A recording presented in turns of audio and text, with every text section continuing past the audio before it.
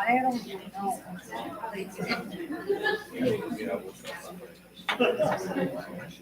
No, I did. There you go. It's on. Okay. I did. Call the meeting of the Sweetwater County School District Board of Trustees to order. If you would please stand and join me in the Pledge of Allegiance. I pledge allegiance to the flag of the United States of America and to the republic for which it stands, one nation, under God, indivisible, with liberty and justice for all. Thank you. We'll proceed with recognition. Good evening, Chair Jellicoe, Superintendent McGovern, and members of the board. If you'd like to join me down front. Oh, Matt was on his way down. I was like, I figured you would.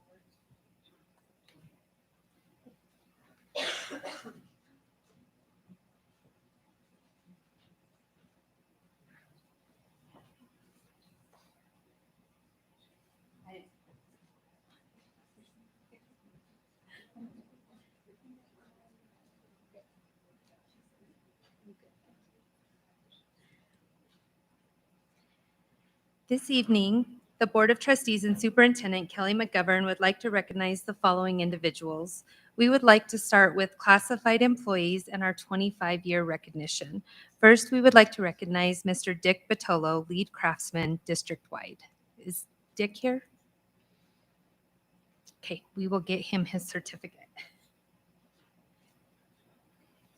Next, we would like to recognize Doris Smoot, our Secretary for Special Services. There's Doris. Come on up, Doris.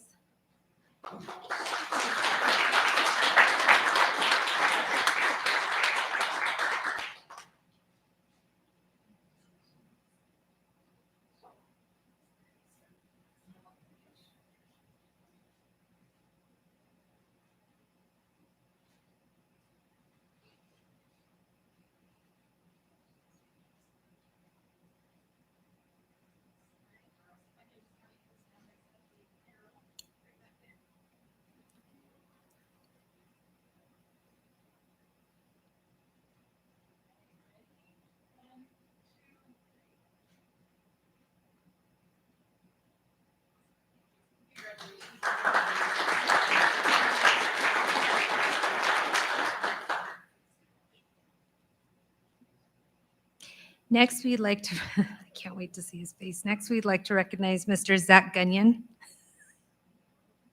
I knew he was going to do that.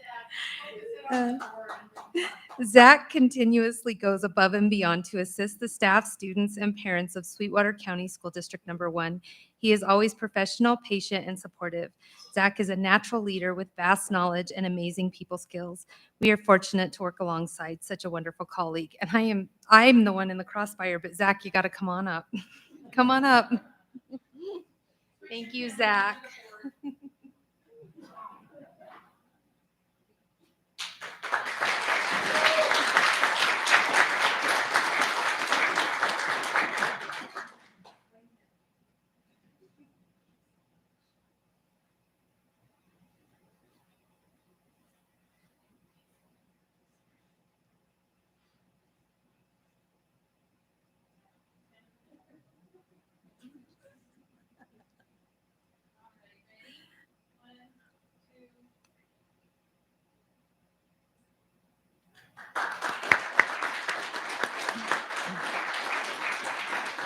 Thanks for being a good sport, Zach. The Wyoming School Boards Association takes pride in recognizing outstanding educators for their many contributions and services to the educational needs of Wyoming's children, and they selected Casey Arnoldi as Wyoming's Special Education Administrator of the Year. Casey will be presented a certificate of recognition by the WSBA Board of Directors at their annual conference on November 18th, 2021. But until then, we're going to honor you here. Come on up, Casey.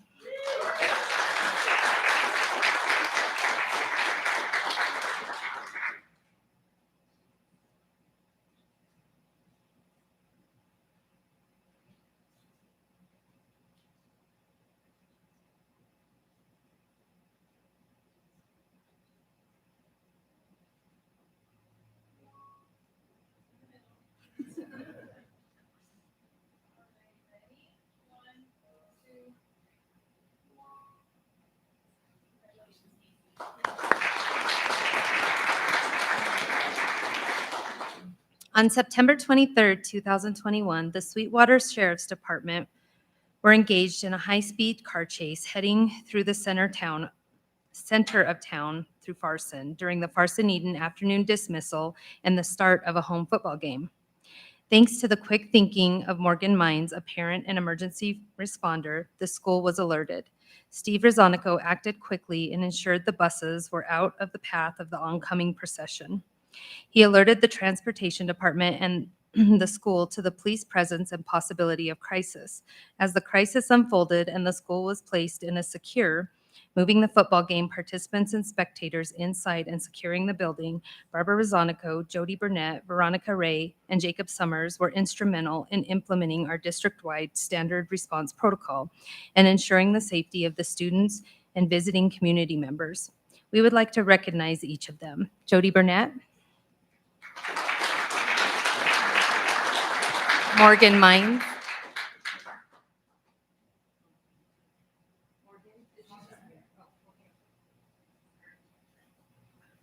Veronica Ray. Miss Barbara Rosanico.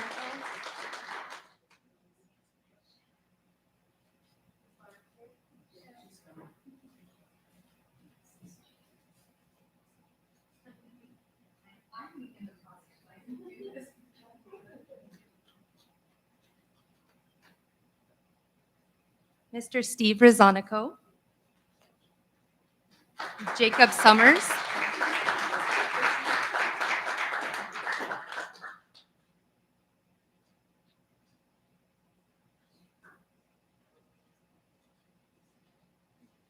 And that's it for this group. Thank you guys so much.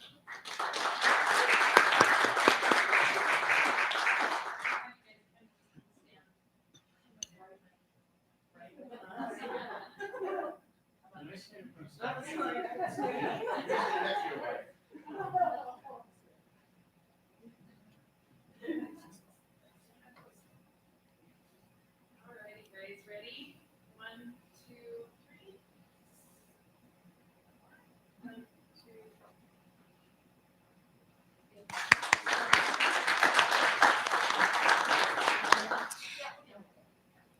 We would like to recognize that the Wyoming School Boards Association will be recognizing Ms. Carol Jellicoe at their annual conference on Thursday, November 18th for reaching the award of Distinction Level 2 level of training.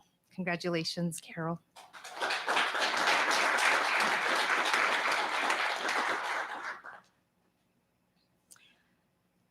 Boy, we've had an eventful September and October. On the evening of October 12th, 2021, some Farson Eden students were traveling on a school-sponsored activity to Laramie when Wyoming weather changed his mind and decided to have heavy snowfall and cause very slick roads, gusty winds, and low visibility. 2 transportation employees, Jerry Macy, safety and health trainer, and Steve Pacheco, mechanic and fleet maintenance supervisor, went above and beyond their job responsibilities to help students. The bus, loaded with students, was stuck in a ditch on the side of the interstate. Jerry and Steve planned a route to get as close to the stranded bus as possible and ensured district Suburbans were ready to go as quickly as possible. They worked with the Wyoming Highway Patrol to get students off the icy roads and load each and every student, including the bus driver, inside a district vehicle. Jerry and Steve drove the Rock Springs students to a central location and made sure that every student was released safely to their parents. And there's one more recognition extending to Mr. Joe Klingenpil. Although he doesn't want to be recognized and fought us all the way on listing his name, it's happening anyways. He wanted to recognize Steve and Jerry. We thought Joe needed recognition too. Joe drove the remaining students himself to Farson. He met the families at the school and ensured all students would be safe in their homes that evening. We would like to recognize Steve, Jerry, and yes, Mr. Humble Joe needs to come up as well, for their leadership and dedication to the students.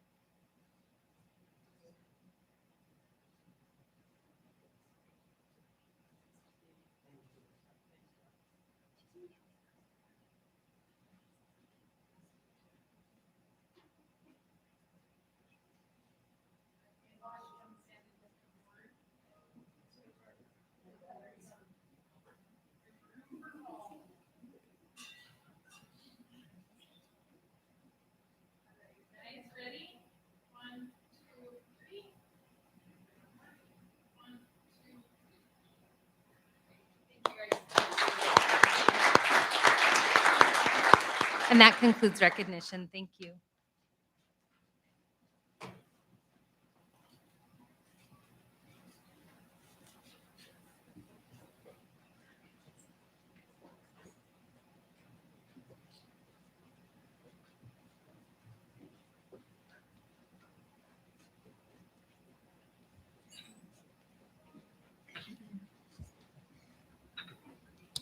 Thank you, Mrs. Bolton.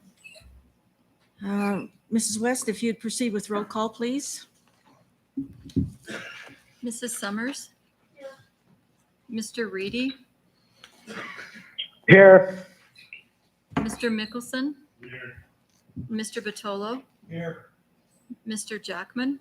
Here. Mrs. Thompson? Here. Chairman Jellicoe? Here. Item 2B, I would entertain a motion to approve the agenda. It's been moved by Mr. Mickelson. Is there a second? Second. Second by Mr. Jackman.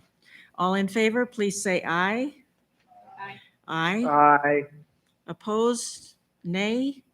The motion passes. We have an item on the agenda, or on the addendum, I should say. So I would request a motion to approve the addendum. It's been moved by Mrs. Thompson. Is there a second? Second. Second by Mrs. Summers. All in favor of approving the addendum, please say aye. Aye. Aye. Opposed, nay. Motion passes. Item number 3. 3 is the superintendent's reports. We'll start off with 3A, the Rock Springs High School Career and Technical Education, or CTE Academy. Mr. Supis. Good evening, Chair Jellicoe, members of the school board, Superintendent McGovern, Ms. West, everybody in attendance. Thank you for being here. Thank you for giving us the opportunity to speak about career technical education and the creation of our new Career Technical Academy. So Zach, if you would go ahead and roll the show, please. Bringing up to the podium will be several different members of our Career Technical Education program here at Rock Springs High School. And we've got a very short presentation on the creation of the new academy proposal, and what that will look like, and some answers to some questions that have been going on. So once again, thank you. If we look at the next slide, Zach. Currently, the career vocational education, career technical education programs offered at Rock Springs High School. The teachers in each of these areas are here tonight. So when I call out their name, if you guys would go ahead and stand, that would be great, so everybody could put a name and a face to the program. So we're going to start with welding and Mr. Buell. Mr. Buell is going to be one of our presenters tonight for a couple slides. We have metalworking with Mr. Hollinger.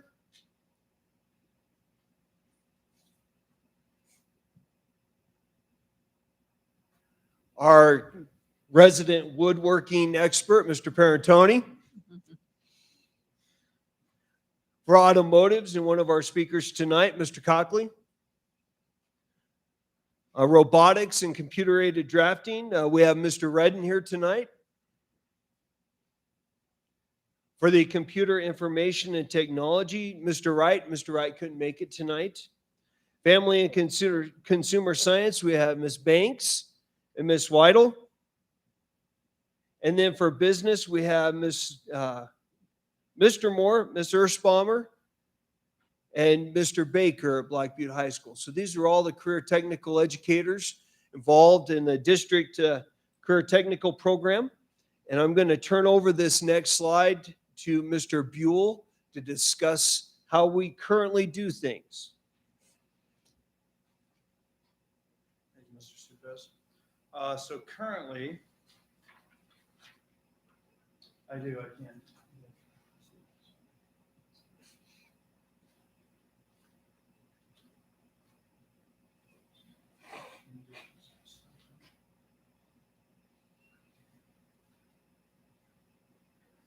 Okay, so currently we do have flyers to introduce the middle school students to what we have to offer at the high school through a career fair. Students take entry-level classes, level 1, and they proceed to level 2, 3, and 4. At level 2, they become concentrators under our Perkins funding model, and at that level, they work to receive or earn a industry-level certificate. At this point, it's OSHA 10 for most of the vocational programs, ServSafe for foods, and so on. And that's it. Mr. Cockley will come up and talk about what we are proposing in regards to the academy. Thank you. So building off of the current status, our future is going to be still, we got flyers going on. And then from there, we start right in, hopefully, at the junior high level with level 1 entry, which just gets kids excited, moving on to level 2. So that when we get to high school, hopefully they can have the concentrators in our programs and our certifications offered clear. So that way kids can be workforce ready, hopefully. Moving there would be 3 through 6. And the end goal of all of these for our future is workforce ready, so they can come right out of high school and be prepared for our community, which builds into our next slide of a little bit more detail of going way, way farther back as far as elementary with little skills and STEM-based classes in your 5th, 6th grade levels. So some of those examples could be like Lego mindset. So it's more technology, a little bit of coding, Lego, so building, moving all the way through to after school programs, eventually getting to the junior high where they can build excitement in the listed categories from woods all the way down to consumer science as listed through the bullet points. Hopefully by the end of 8th grade year, they can decide what track they want to go down or tracks. It's not just one specific. Once they get into the high school academy, whether it's one track or multiple tracks, they can take courses built specifically to their wants, their course desired. And then which progresses into the certifications, job opportunities, and potentially higher education opportunities to follow. So what we would like to do, sorry, that's really loud. We have the structure at Rock Springs High School to create this academy. We have all the classes put in place. This is a non-traditional academy format, very different than our current Health Academy and Fire Law Leadership Academy. It's very much designed to start where the Perkins level funding begins, and that's at that 5-6 level. And as it progresses up through, we build a program, but we build the program at the elementary level. And we have different phases that we've designed in regards to how to structure this academy. But as of right now, we can do this academy starting next year. We've already done the hard work. As we were talking about the different course levels, we have courses in all of the career technical fields that were listed above. We've already created classes that are leveled 1 through 4. With the academy proposal, we would be building in a level 5 and a 6. A level 5 would be a job shadowing opportunity, and a level 6 would be a demonstration of everything that they've learned, that culminating project. If you would, Zach, to the key slide, or the next slide, the key points to the academy format. Our goal is to start the academy with freshmen. Not wait until they're sophomores. Start it with freshmen, and the freshmen would immediately enroll into high school as part of the academy. Students will be allowed to take the CTE courses, even if they're not allowed in or even if they do not want to be in the academy. So we're not shutting down the current. What we're doing is we're building an academy around the current courses. So anybody can take the courses, and they don't have to be a part of the academy. They can take whatever.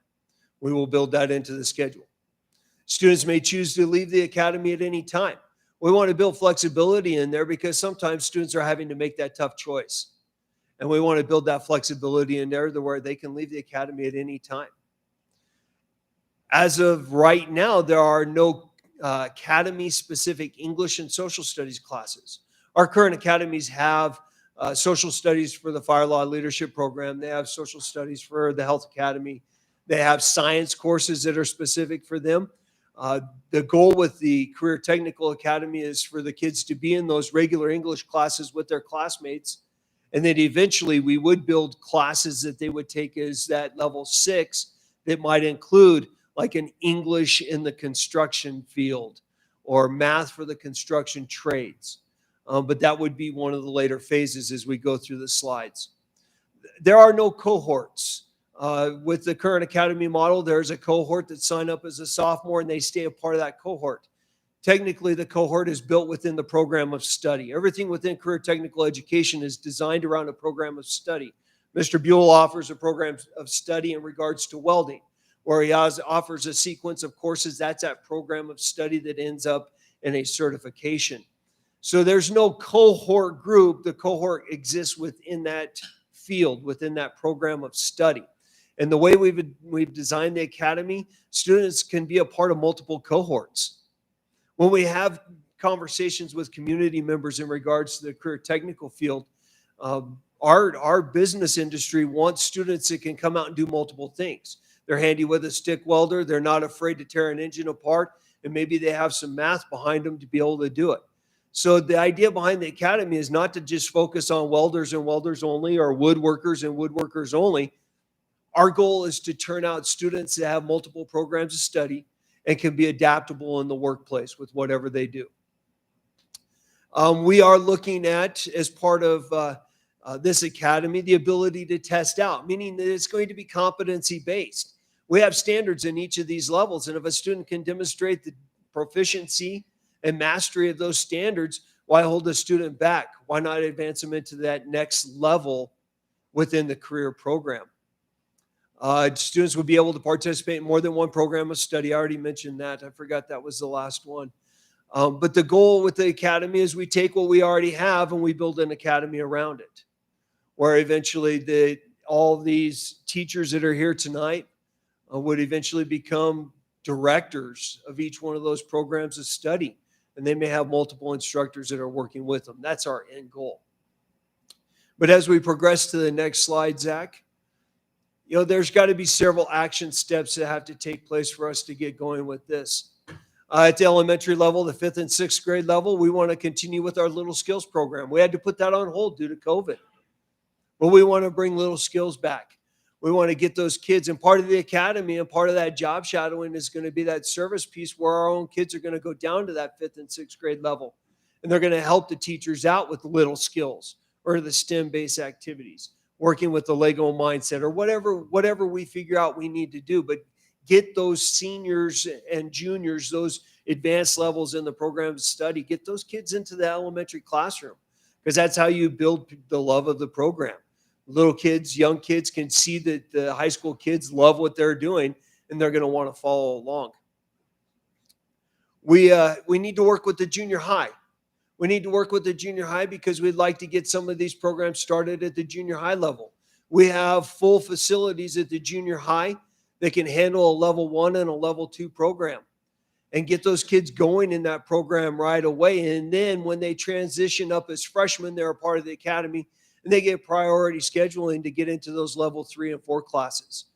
We hear examples all the time of a student who's been wanting to get into welding 1 and they're finally a junior and they're able to get in.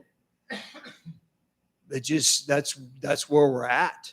So we want to build those programs at the junior high level and then give them priority into the other classes so we can continue them along that program of study.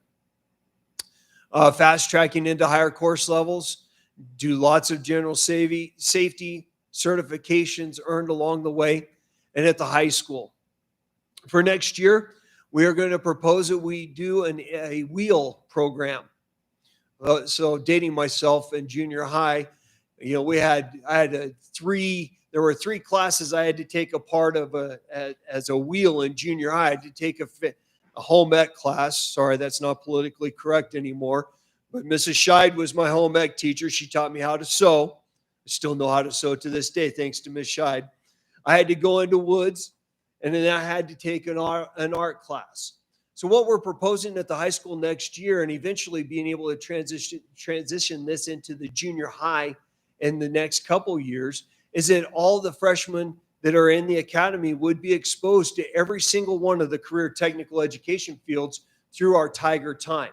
They would do just a 2-week, 3-week rotation. So every student that's in the academy would have an opportunity to see what each of those career fields entail, what they need to do, the skills they need to acquire, the certifications that they have, do a project, but get them that exposure their freshman year during the Tiger time, and eventually transition that to the junior high level.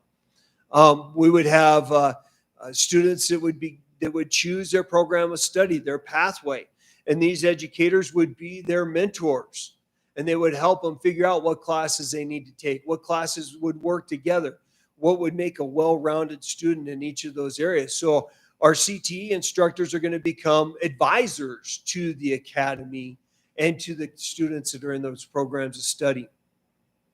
Students would choose a pathway, and then we continuously work on workforce readiness. There is a significant need within our community that be able to generate students that are workforce ready. And with the establishment of the academy, with the establishment of 6 levels, with the establishment of students being able to be involved in multiple programs of study, we can turn out kids at a higher rate that are workforce ready in those specific fields. So what is it going to take? Zach, if you would transition to the next slide. It's going to take a plan. This plan sat down with this group of educators, sat down with Ms. Downs. She is the administrator that supervises the career technical education program. We've been sitting down and talking about this, and we've been trying to figure out how we would have to have phases of implementation. The beauty about this, I'm going to be the first to state it right now. As of right now, we can get the academy up and going, and it's not going to cost any more.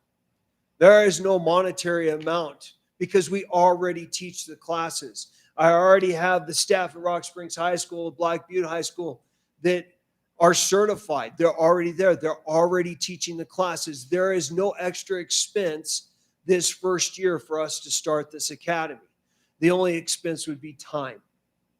We would need the time to be able to continue to work. So as you're looking at the different phases, the timeline here, I'm not going to insult anybody's intelligence by reading them directly word for word.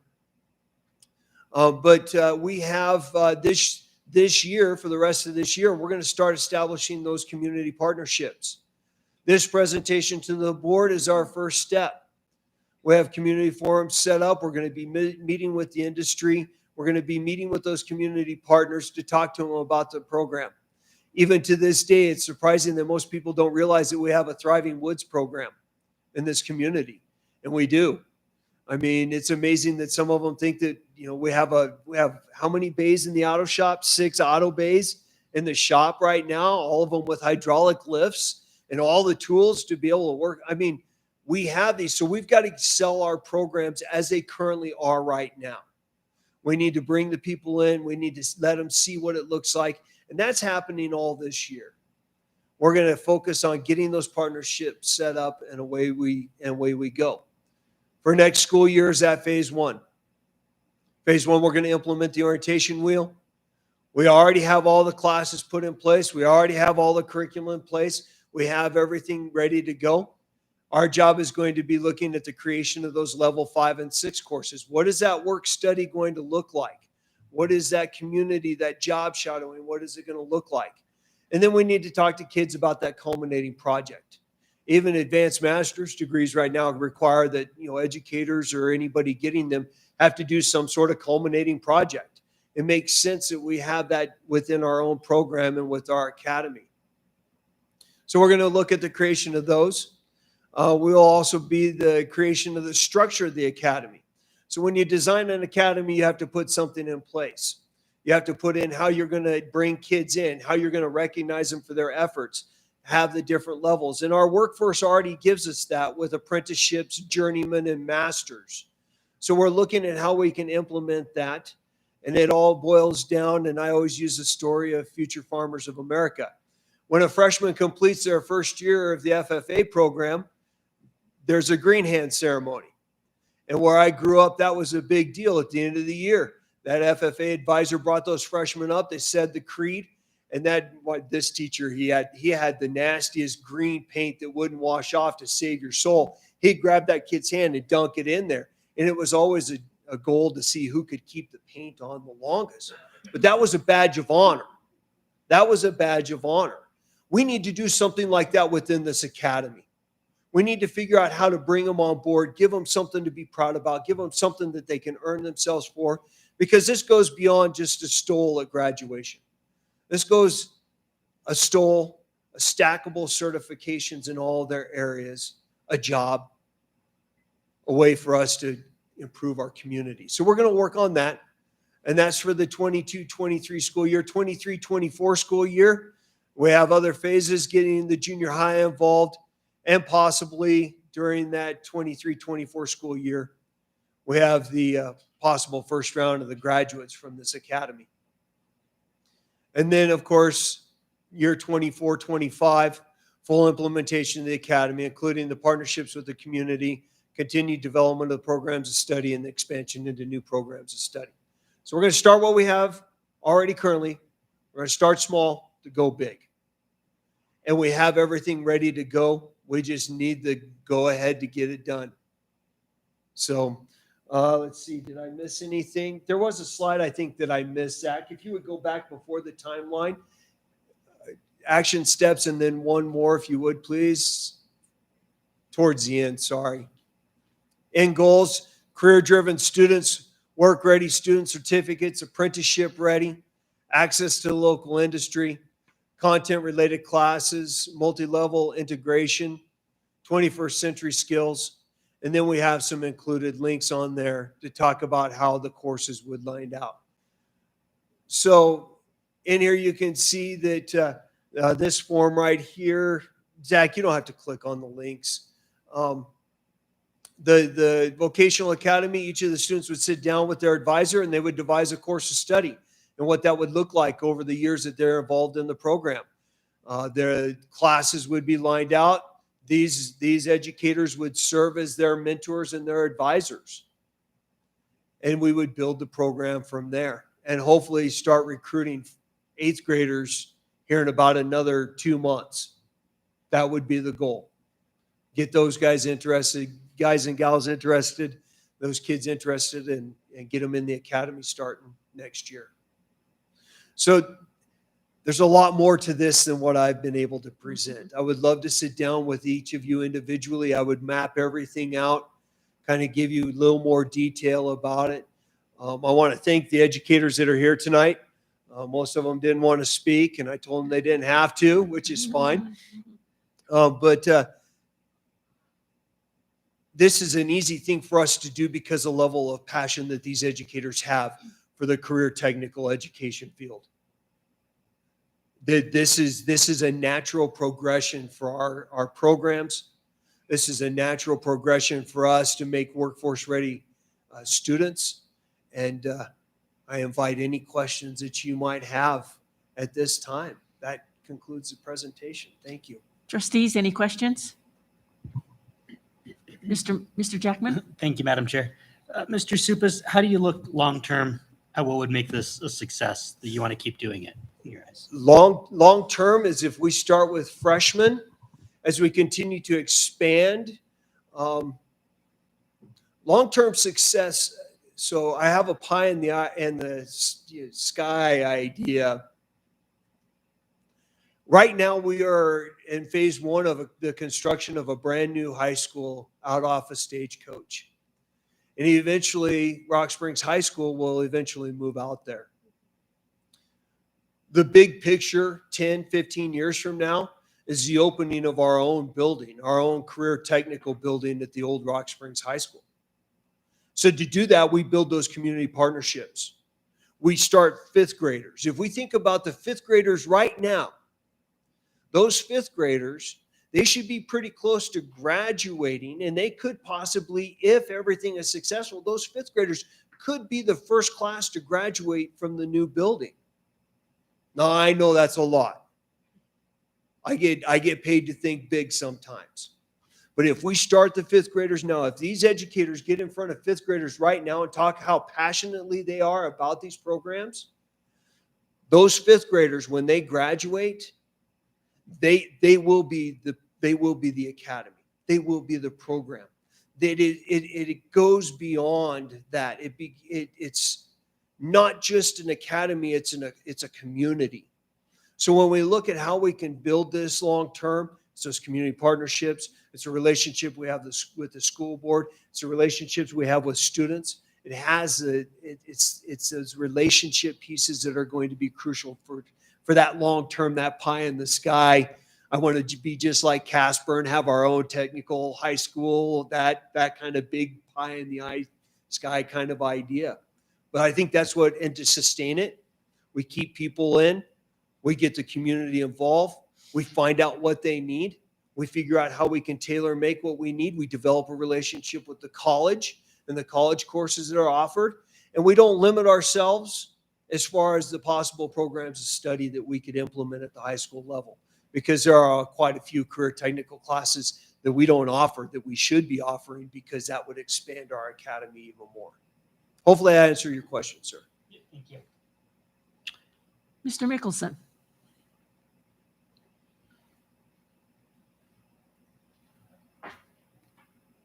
I'm glad somebody's clever. Thank you, Madam Chair. So I have a two-part question. One, what kind of supports do you need from the board and the district to, get this thing off the ground? And then two, what's the mechanism over time for letting, the board and the superintendent know the resources and things that you need to support it and help it be successful? Absolutely. Great question. And I guess I forgot some protocol here. I guess I'm supposed to, is it okay? Okay. So the first question, what do I need from you? I need to double what I have right here, and I need my own building. Next question. Sorry. I couldn't resist. Okay. What do we need? We need nothing for next year. And I want to keep selling that. These guys have already done the hard work with the changes in Perkins 5 that occurred last year. The hard work's already been done. The groundwork is there. We have the right people doing the right things at the right time that fit within the Perkins guidelines. So as of right now, there really is nothing except for everybody telling everybody that we want to have their input on what this academy could look like. And you are the spokespeople for the district. You are out in the community. I am passing on a formal invitation that if anybody wants to come to the high school and talk about the academy, I will be available. Ms. Downs will be available. Any one of these educators would be willing to talk about the academy. So we need to get the word out. We need to get that idea of what they're looking for. So the supports are there. As we think long-term wise,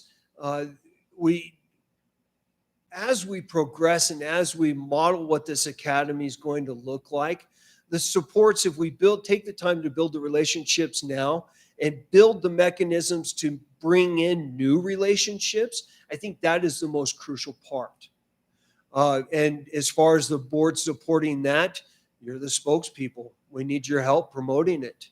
I know that it's hard for passionate educators to not get caught in the weeds and keep looking at the forest. And these guys will attest to how many times I tell them this when we're talking about the academy. So as of right now, the only support I need is please get out there and tell everybody we want them to be involved in this academy. We need the workforce. We need the workforce, and we need the workforce to be willing to work with our kids. That would be the primary thing. As far as the mechanism of communicating how we're doing progress-wise, we've had the conversation about that. And as we were moving forward, obviously, we would like to come back towards the end of this school year and report to the board the number of possible freshmen that will be entering the academy. We'd like to come back and tell you where we're at as far as developing our programs of study and what those officially look like. We have to keep a lot of things really generic in this big picture. So we talk about like levels 1 through 6, but giving that full course outline with course descriptions and the progress and what the standards are that are addressed at each of those. We'd like to be able to come back and present that to you formally. I really, it's going to take us some time. We've been given some allowances as far as some of our professional development time to bring in other career technical educators within the district, working with Black Butte, working with Farson, working with our junior high level, bringing in the discussion with the 5th and 6th grade teachers. We've been given that time, and the district has always been very gracious about that. And hopefully we can continue to do that. So in the long and short, I'd like to come back in May, give you a progress report, be able to show you a little more in depth, take a little bit of time to go through the different programs of study and what it would look like, what our schedule would look like for next year. And then periodically, bring members of the academy in to have them talk to you as far as how the academy is going. Have community forum nights where they can come down and take a look at the auto shop, where they can do those things. That would be ideal. So hopefully that answered the question, sir. Other questions? I would like to say I just want to commend the vision. I've often thought that many of our kids, for whatever reason, see that if they don't go to college, that's the end goal for everybody, is to go to college. And that's not true. There are a lot of kids that could have these skills and be employable the day they graduate. And I think, and in many cases, that may lead to that passion, and that may eventually lead to something in college as they progress in their career. So I commend the vision, and I think that this could be an answer for a lot of our kids that just want to have the skills to have a good paying job when they leave school. Absolutely. I don't think any of us could disagree with those statements, Chair Jellicoe. Thank you. And we would agree. We would agree.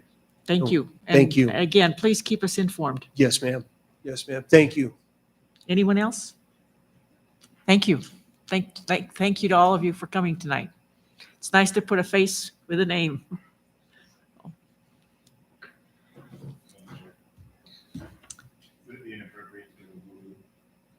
I don't think so. Woohoo, woohoo. Thank you. Okay, item 3B, the safe return to in-person instruction and continuity of services plan. Mrs. McGovern.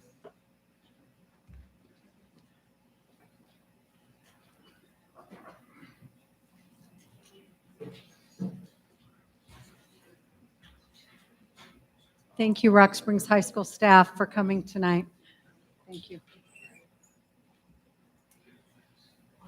Good evening, trustees, Chair Jellicoe, and members of our community. Thank you for the opportunity to talk to you tonight about the safe return to in-person instruction and continuity of services plan. Zach, if you could pull this document up, please. We'll walk through this real quickly and kind of give you an overview about what is inside the document and how it came to be. This is actually the first of 2 requirements for the American Rescue Plan ESSER grant. The district is tentatively allocated to receive approximately $14.2 million. And the first step as part of that grant process is this plan. And so what we did, before I walk you through some of the content inside, was we have stakeholder engagement that has already been built inside the district. And so what we wanted to do was build upon that, encourage other people to be involved, knowing with the idea that many minds make better decisions. So with this plan that we have here, we started with the Reentry Smart Start Task Force.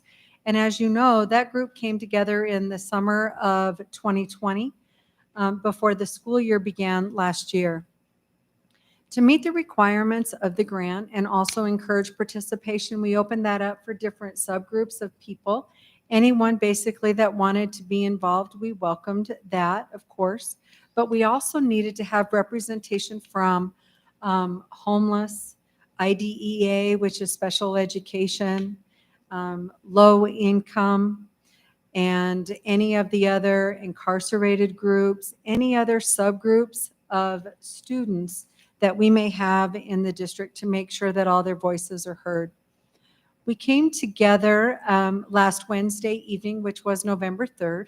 We met from 6 to 8. It was a great group.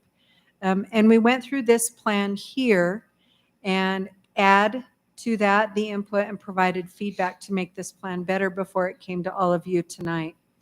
Inside the plan, Zach, if you go inside one page for me, thanks. It's actually broken into two different parts.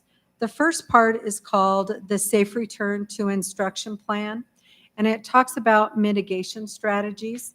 And Zach, if you want to scroll through, it lists the different categories that came to us from WDE. And so underneath that, the district responded to each of the categories on what we do on a daily basis for each one of those strategies.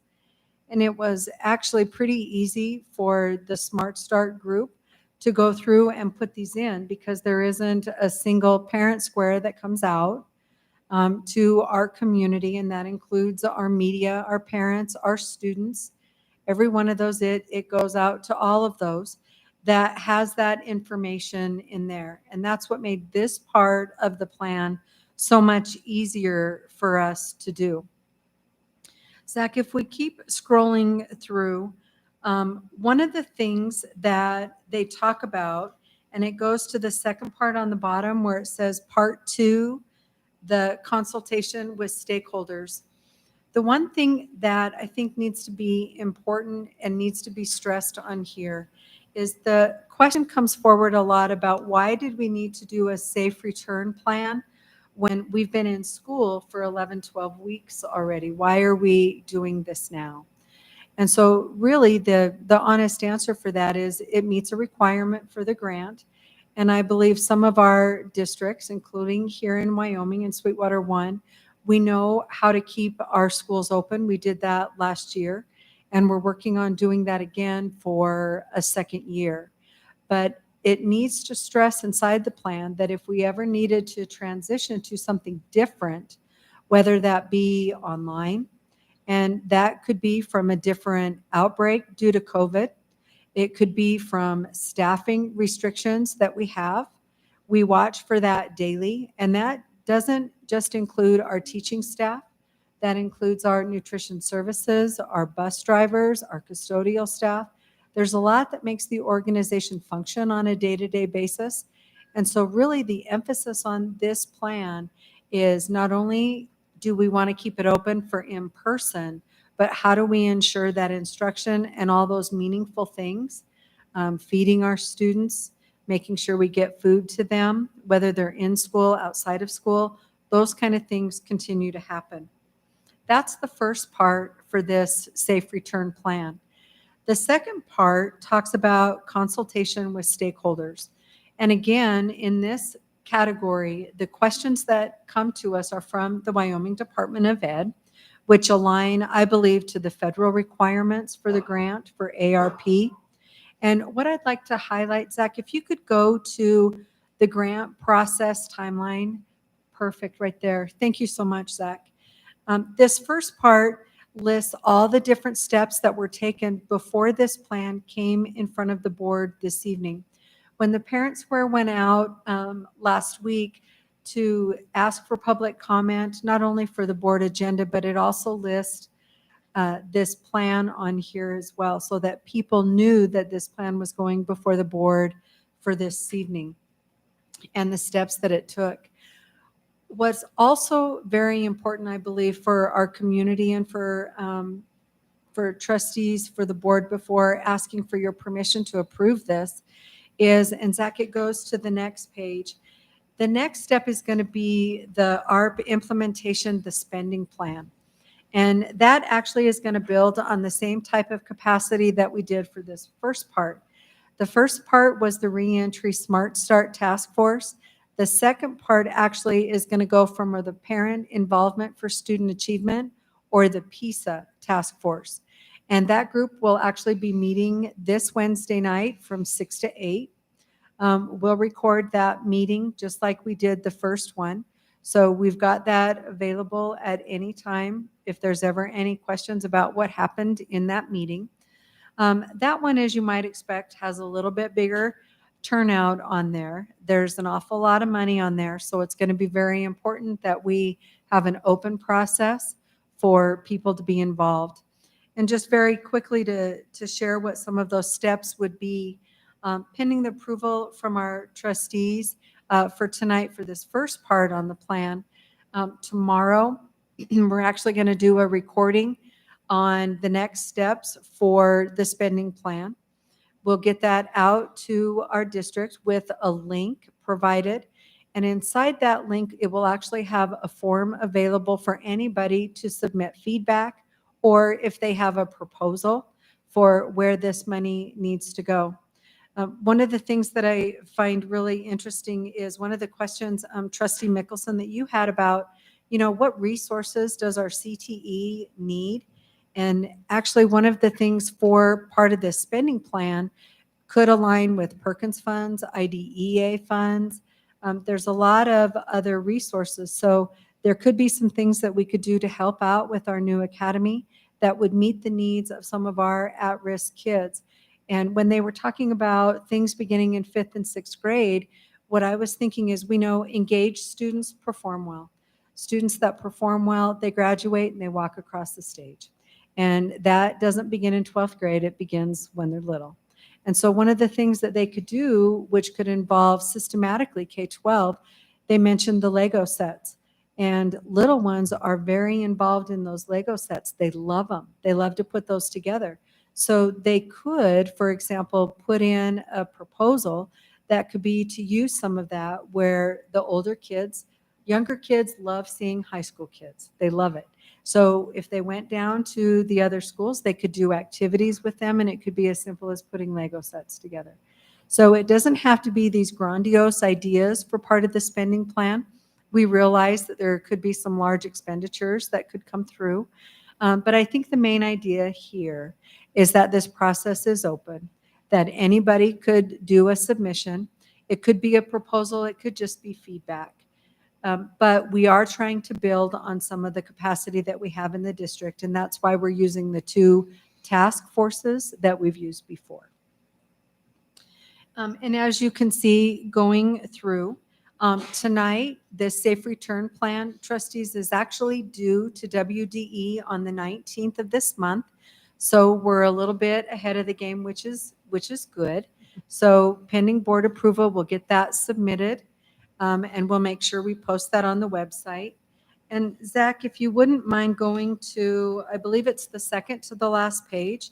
Trustees, we need your help, not only for approval for the plan, but as part of it in pink on that second to the last page, we'd like to have a community forum on the 15th, which would be next Monday. We'd have one in the morning, and then we would have one in the evening. These could be, trustees, if you wanted to attend in person here in the boardroom or attend virtually. But the idea is to share this information with our community, anybody that would like to attend online, and pose questions for it. But it would also be another avenue to provide ideas for this. Because the question is going to come up at some point, how much money is the district getting? What have you used the money for previously? What's your plan to use the ARP funds in moving forward? And then how will you know that that made a difference? And those are all part of the grant process that goes forward.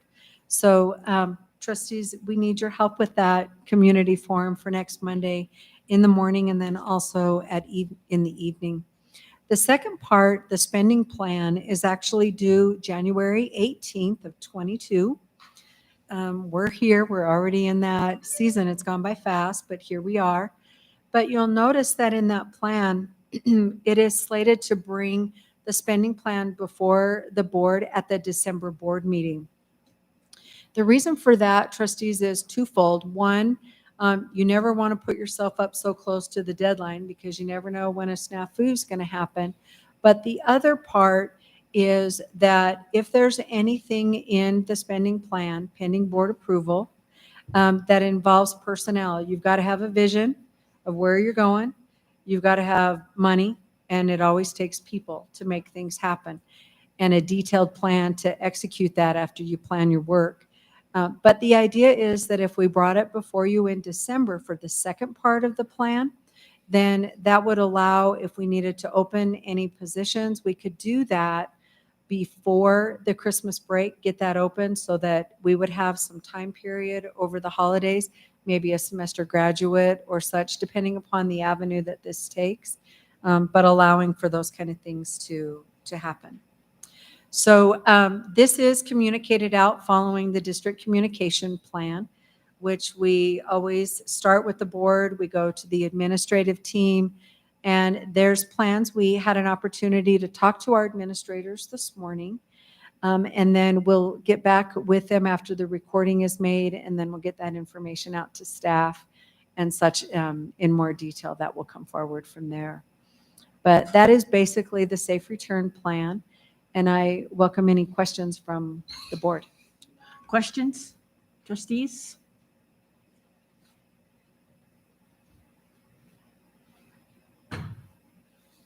Looks like it's quite complete. So, thank you. Thank you. Mr. Mickelson. I don't have a question. I just have a comment.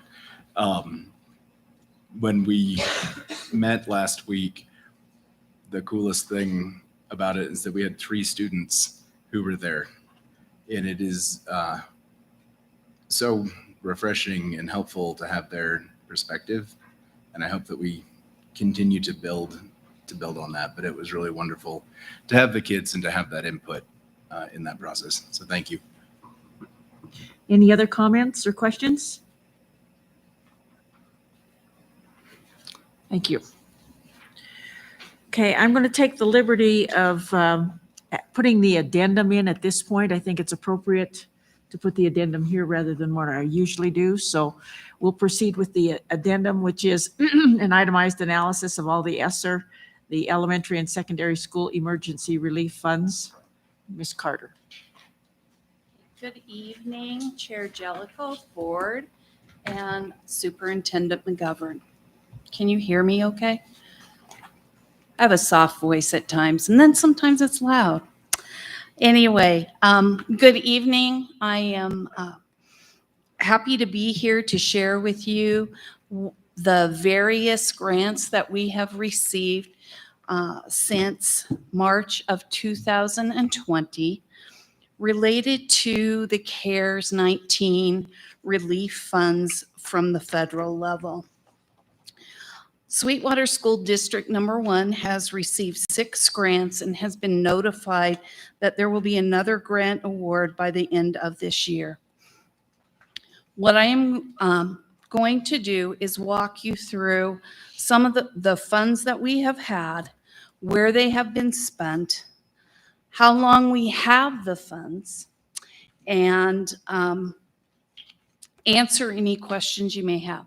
I'm also going to do some definition of terminology from a grant perspective, just to make sure that everybody is on the same playing field, because sometimes it's educational ease. Zach, could you go ahead and bring up the spreadsheet? Thank you. The first grant I would like to review was the one that's called the Federal Gears Grant. One thing you will note, well, one thing to note, is that oftentimes you may hear things out in the public or from the federal level or from the state level regarding the terminology around these grants. What we will be doing and what we have done since we began receiving the funds is title these grants related to what they are funded through. One of the grants that we received was called the Federal Gears Grant.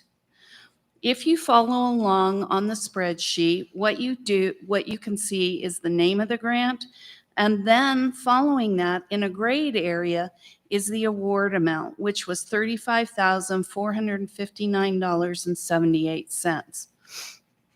You can also note that that gray line begins at FY20 and ends at FY22. This gives you a visual perspective of when we receive those funds and when that grant basically will end. Also underneath the words federal gears, it does have the word obligate by September 30th, 2022.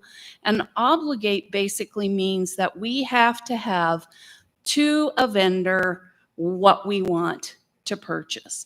We don't have to have the product in district, but we have to make sure that it is to that vendor.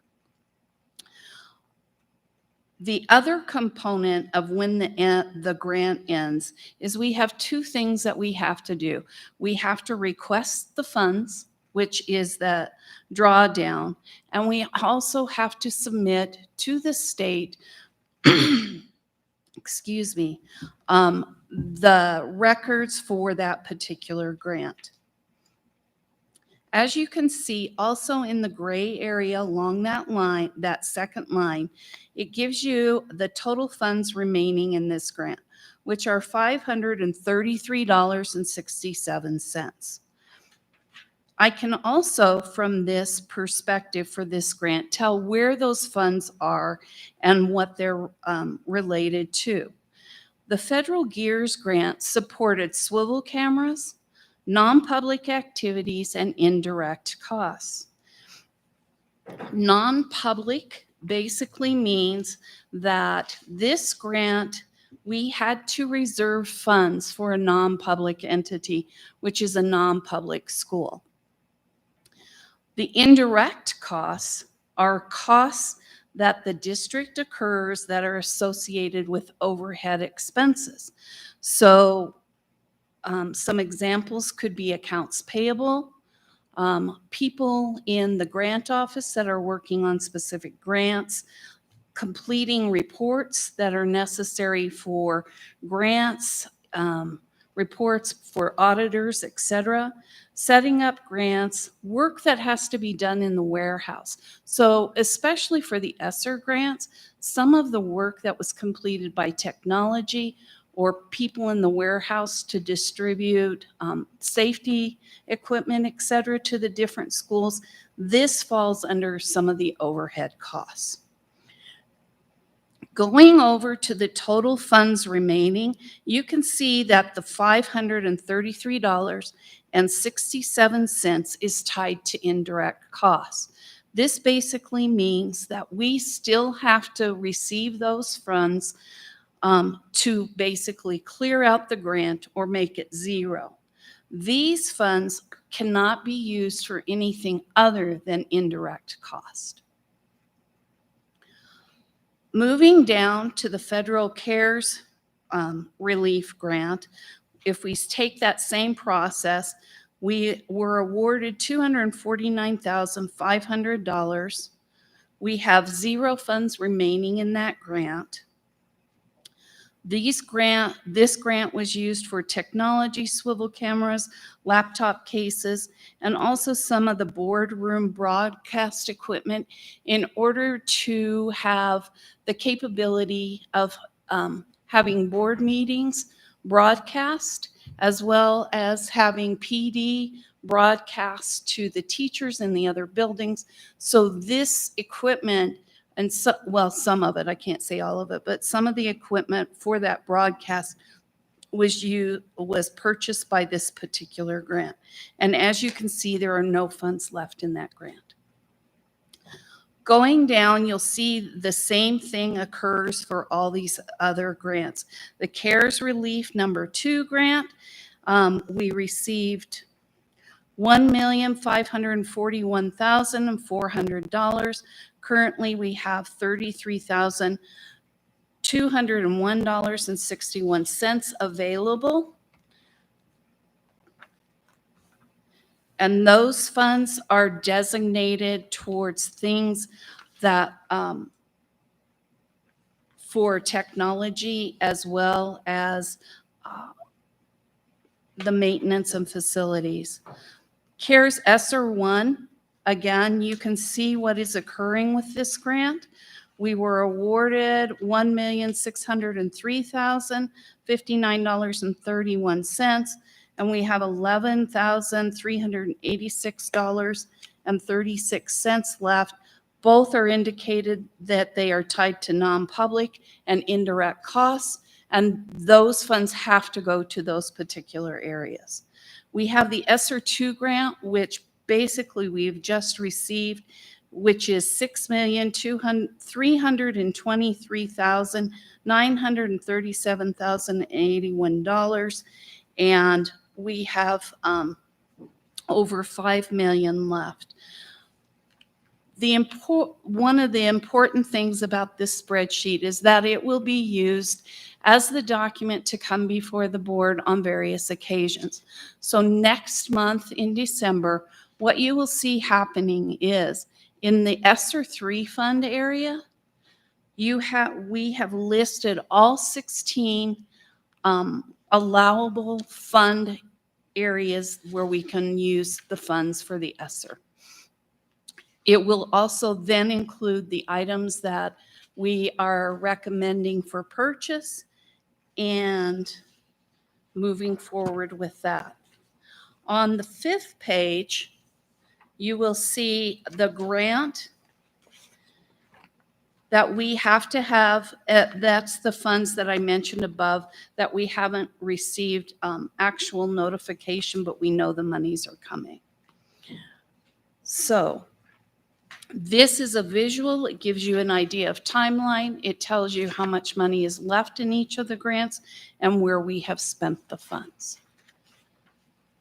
Are there any questions? Any questions? In these areas where the non-public, do we have, is this money reserved for something so that we're just having to go through, like you said, where there might be workers, warehouse, that kind of thing? And so the money is designated for something, the expenditure just has not occurred yet. Yes. Okay. I work with the private school in a collaborative manner, and they come up with their own spending plan for those funds. Okay.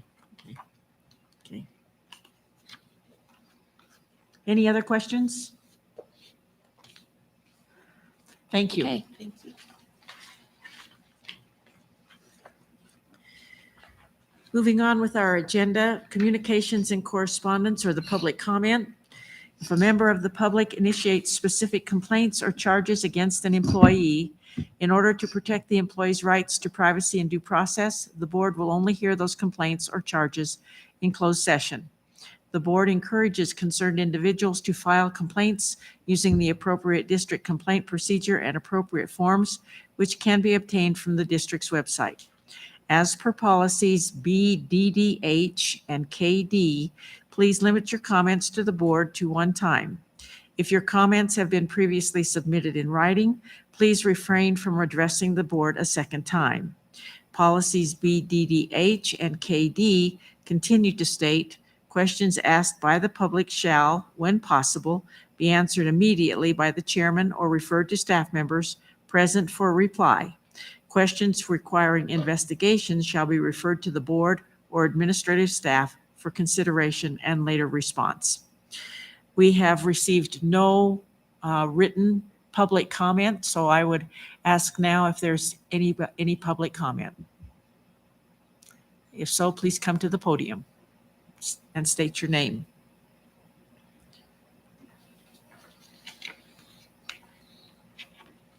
Hi, I'm Marty Albert, first grade teacher at Sage, and as always, speak only for myself. I have two comments. One is how unusual this year is. I am still holding at 4 days with my whole class, which makes me just under 9% of this school year with all my students in class. It's kind of been a rough year. And you know, I always like to come and say something positive. So today I'd like to brag about the parents of the students in my class. Parent-teacher conference week, we were hit hard by quarantines. And I didn't think conferences were going to be able to be successful. And yet every single one of the parents of my students made the time, figured out the technology, put up with my really bad Spanish while we waited for translators. And were really pretty wonderful. And so I'd just like you to know how concerned and engaged our parents are. Thank you. Thank you, Marty. Further public comment? Further public comment? Seeing none, we'll move on to item number 5, the treasurer's report. Mr. Jackman. Thank you, Madam Chair. Treasurer's report for the month of October 2021. We started with $8,447,597.30, and we finished with $11,751,887.31. At the school lunch program, we began with $991,977.13, and we finished with $1,257,106.60. For Head Start, we began with $238,307.40, and we finished with $132,779.89. And that concludes the treasurer's report. Thank you, Mr. Jackman. Is there a motion to approve? It's been moved by Mr. Mickelson. Is there a second? Second. Second by Mrs. Summers. All in favor, please say aye. Aye. Aye. Opposed, nay. The motion passes. Item number 6, the warrants. Again, Mr. Jackman. Thank you, Madam Chair. Warrants from October 12th, 2021 to November 3rd, 2021, check numbers 147016 to 147639, totaling $4,234,710.28, and associated bank transfers. Thank you. Is there a motion to approve? So moved. Moved by Mrs. Summers. Is there a second? Second. Second by Mr. Batolo. All in favor, please say aye. Aye. Aye. Opposed, nay. The motion passes. Okay, item number 7, the consent agenda. All matters listed under the consent agenda are matters about which the board has governing policies, implementation of which is delegated to the superintendent. They will be enacted in one motion in the order listed below. There will be no discussion of these items prior to the time the Board of Trustees votes on the motion, unless members of the board request specific items to be held and discussed separately and/or removed from this section. Minutes. 7A, approval of the minutes from the October 11th, 2021 regular meeting. 7B, approval of the minutes from the October 11th, 2021 executive session. Finance. 7C, approval of the application for the deposit of public funds. 7D, approval of the bid for bulk custodial supplies. Personnel. 7E, approval of personnel recommendations. Technology. 7F, approval to renew Power School licensing and subscription fees. 7G, approval to renew SmartNet and Flex licensing. 7H, approval to renew VMware licenses. Facilities. 7I, post approval of the emergency replacement of the boiler at Desert School. 7J, post approval of the security fence installation around the detention pond on the Rock Springs Satellite High School site. 7K, post approval of the porch replacements on 4 teacherages in Farson. 7L, approval of the playground and basketball equipment replacement at Eastside Elementary School.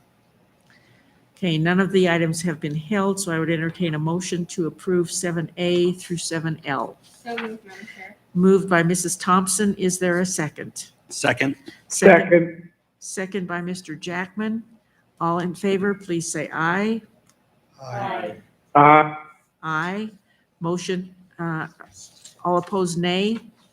Motion passes. Item number 8, the American Rescue Plan. Approval of the American Rescue Plan, Safe Return to In-Person Instruction and Continuity of Services Plan. Is there a motion? So moved. It's been moved by Mr. Mickelson. Is there a second? Second. Second by Mrs. Thompson. Any discussion? Hearing none. All in favor of the motion, please say aye. Aye. Aye. Aye. Opposed, nay. The motion passes. Item number 9, the American Education Week. I would read, Cheryl, if you would mind coming up, please. Here is the proclamation for American Education Week. Whereas public schools are the backbone of our democracy, providing young people with the tools they need to maintain our nation's precious values of freedom, civility, and equality. And whereas by equipping young Americans with both practical skills and broader intellectual abilities, schools give them hope for and access to a productive future. And whereas education employees, be they substitute educators, custodians, paraprofessionals, nutrition service providers, secretaries, maintenance, teachers, bus drivers, or other special providers, work tirelessly to serve our children and communities with care and professionalism. And whereas schools are community linchpins, bringing together adults and children, educators and volunteers, business leaders, and elected officials in a common enterprise. Now, therefore, we do hereby proclaim the week of November 15th through the 19th, 2021, as American Education Week. Signed this 8th day of November, 2021. Okay, and I will sign it.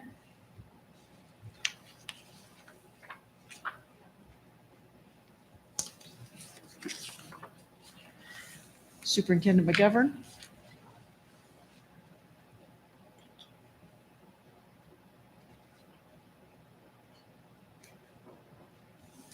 And Cheryl Notman is the president of the Sweetwater Education Association.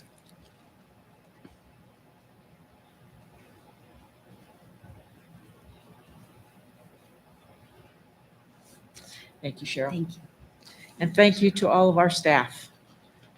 Hopefully this is a celebration of the work that.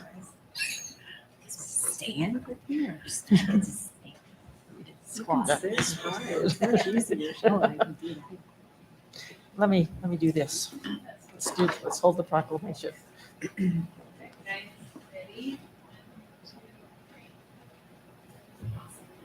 Thank you, Cheryl. And thank you to all of our staff. Item number 10 is the COVID-19 update. Superintendent McGovern.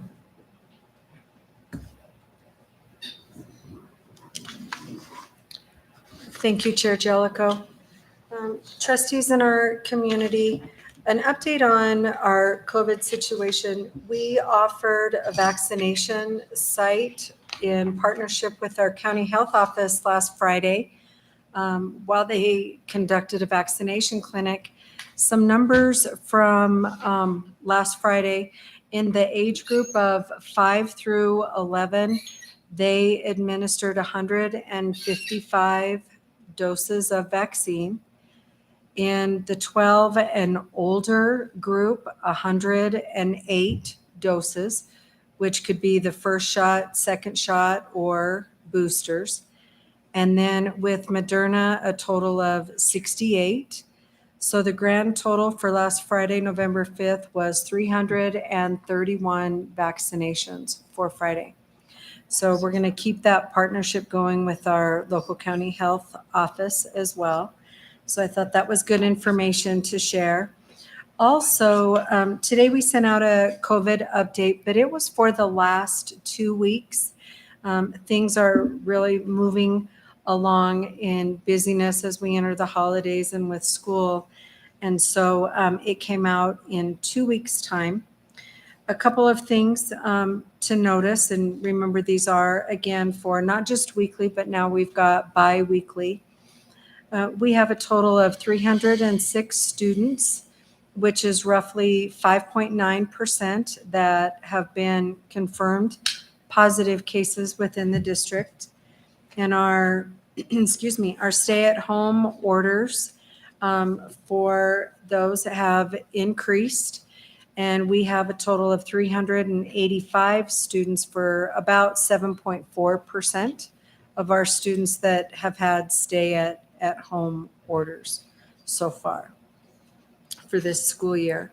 As mentioned in our safe return plan, we keep recommendations in here where our parents can find information to the CDC website, when to send their kids to school if they have a question, and then again, reporting the information that we receive in the best way that we can to our community. And I welcome any questions. Questions, anyone?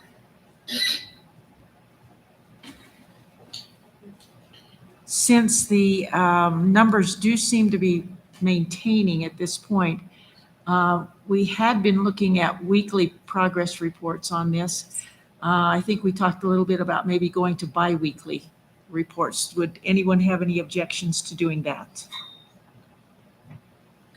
Of course, if a surge should happen or something like that, then that would be a different matter. But I think as long as the numbers continue along the way that they are, we'll go ahead with bi-weekly progress reports on that. So thank you. Thank you. Okay, item number 11, the board self-evaluation. This month is student services responsibilities. The criteria, number 1, the board adopts policies for provision of student services, including admission, attendance, and the rights and responsibilities of students who attend district schools. 2, the board adopts policies to address the services for at-risk students.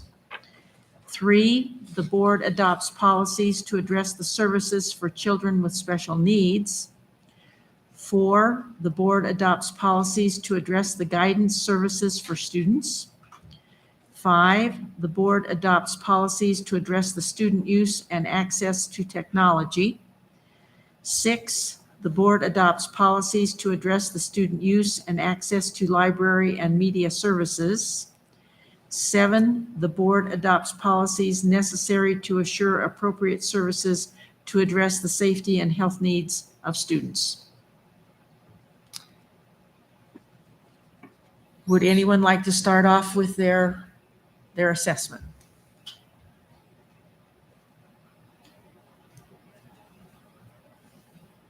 I can start. Mr. Jackman. Thank you, Madam Chair. I think we're a solid 3.5 on this. I had us 4 in every category except 5 and 6. I don't think we've addressed the policies as well as we could have with the swivel cameras at this point. And then I know that we've had to cut funding for library and media services. So that's a tough one to say we're still helping address that. Okay, so 3.5. Yep. Okay, thank you. Mr. Patolo?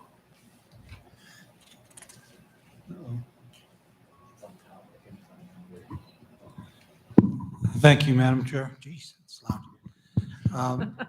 I would, since these are all policies, statements of having policies, I gave us a 4 on all of these. I think we have in place things that can help assist the running of the district. Thank you. Madam Chair, Mrs. Thompson? I also saw it as this board is very policy-driven and felt that we, on this one, were a 4. Although that doesn't mean that we can improve. If we need to change the policies to better meet the needs, then by all means, we should do that. But as far as approving policies to address all of these, I feel that we are doing that. Thank you. Mrs. Summers? Did I get it? I have to agree with Mrs. Thompson and Mr. Vitolo in that I thought this was a question of if we had them or not. And I believe we have policies for all of these, so I put us as a 4. Thank you. Mr. Mickelson? One thing I don't think anybody could ever be critical of our district for is a lack of policies. So I was 4 across the board. Thank you. Thank you. Mr. Reedy? Yes, ma'am. I feel as though we're a solid 4 in this area, and that if we have to change policy, then we have to review it and do what we need to do then. Thank you. And since I do sit on policy committee, I would concur that we are very policy driven. And I'll be happy to say that with the new business coming up, that many of the policies that we passed on an emergency basis are coming before you tonight for board information, because we have got the policies we've gotten the policies through policy committee. So I would concur with a 4. Okay, item number 12, good of the order. Anyone? Mr. Vitolo? Madam Chair, thank you. Just wanted to thank all of the students that have been involved in fall sports, cross-country and girls swimming, along with volleyball, and also pretty obviously football. The other 3 have finished, and football will end this weekend at the state championships in Laramie. I hope that everyone can get out and support the kids. We also had 2 coaches, 2 long-term coaches that have been with us for many years, Brad DeCray and Ron DeFaw. They have both coached their last contests, and I would like us to thank them for their service. Thank you, Mr. Vitolo. Anyone else good of the order? I would just mention that the Community Fine Arts Center this past Saturday celebrated their 55th anniversary in that building, and they held an open house that I believe was pretty well attended. They are actually conducting a raffle at this point, which helps to fund an art scholarship to a Sweetwater 1 art student in the spring, and some foundation work that the Community Fine Arts Center is doing. So that raffle is going on. The PISA committee, I believe the original committee, Mrs. Summers, Mr. Mickelson, and Mr. Vitolo were on. I understand Mrs. Summers has a conflict for Wednesday. Mr. Mickelson and Mr. Vitolo, are you available for Wednesday night? Okay. And so since Mrs. Summers is not available, is there anyone else who would like to sit on that committee, 6 to 8 p.m. Wednesday night?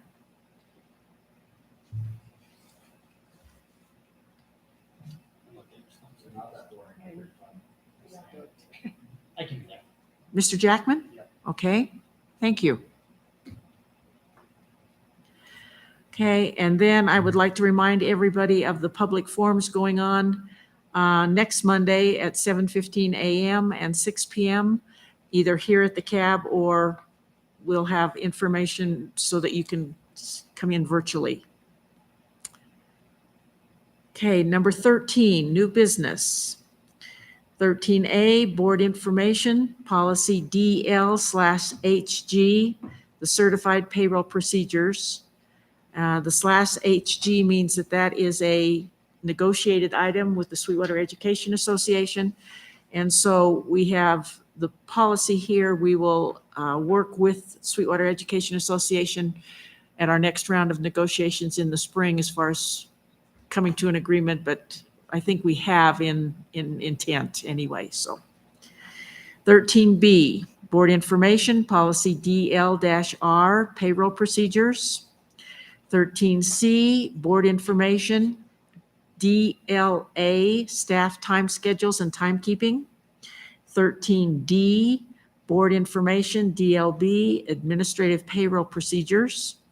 13E, Board Information, DLC, Classified Payroll Procedures. 13F, Board Information, FCAB-R, the Estimated Useful Asset Lives. 13G, Board Information, FCAB, the Depreciation Policy. 13H, the Vacancy Notice as of November 1st, 2021. 13I, Calendar for the months of October, November, and December 2021, and January 2022. 13J, October 2021, Head Start Governing Board and Policy Council Monthly Report.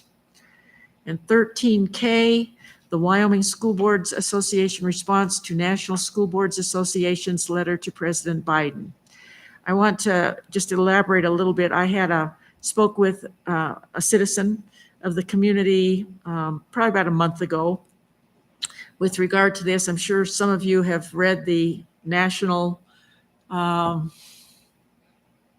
should we say, uproar regarding the letter that the National School Boards Association wrote to President Biden.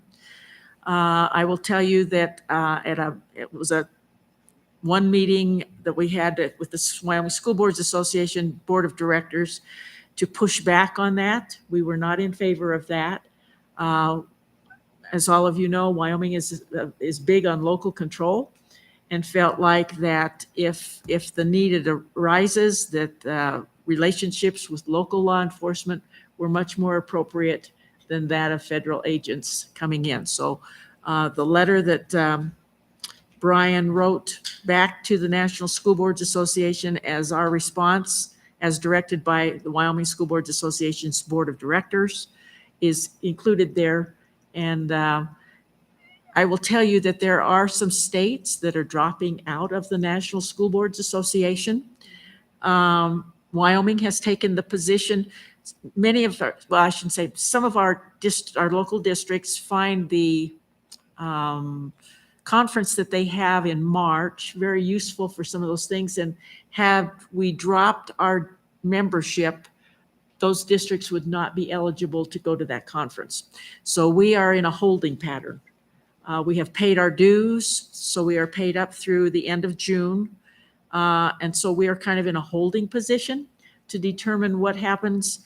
Most of the states that are dropping out, the letter was just the straw that broke the camel's back. There's some uneasiness about the direction the National School Boards Association's leadership is going. We, like so many states, our members, our trustees are nonpartisan. And there's a feeling that the National Association has started to take on a partisan approach over the last few years. And so there are many states, including Wyoming, that are not happy about that approach, that we feel the nonpartisan approach is much more appropriate. So I just wanted you to be aware of that and the public to be aware of that as well. So those letters are there for your information. Item number 14, executive session for the discussion of legal and personnel matters. I would entertain a motion to go into executive session at this time. So moved. It's been moved by Mr. Jackman. Is there a second? Second by Mrs. Summers. Okay, we are adjourned to executive session for the purpose of legal and personnel matters. I do not anticipate any kind of response or any kind of action upon our return. Madam Chair, we need to vote on that. All in favor of going into executive session? Thank you for the reminder. Aye. Aye. Opposed, nay? Okay, we are in executive session.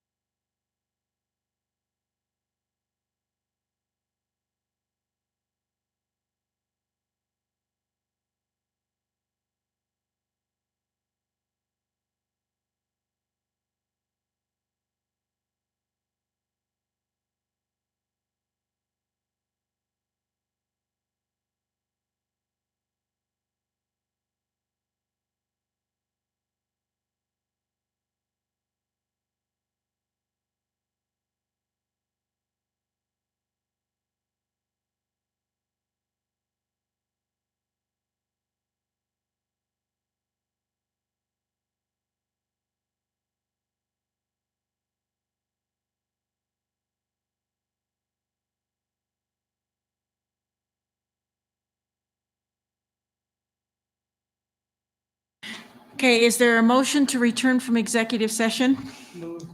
It's been moved by Mr. Jackman. Is there a second? Second.